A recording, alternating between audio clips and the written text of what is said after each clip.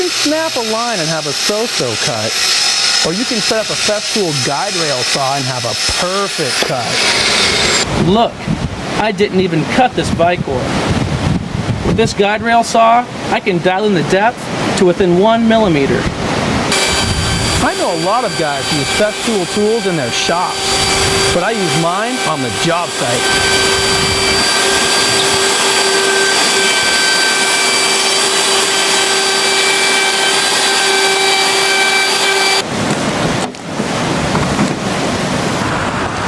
After chamfering all the ends with a 1010 router, I laid out miters on the outside boards and cut them on my Kapex saw. Then I mortised the miters for domino tenons and mortised every third or fourth deck board for a tenon too. I smacked those boards tight with a mallet and those joints will never move. I'm Scott Wells, Scott Wells Construction Company, Medford, Oregon.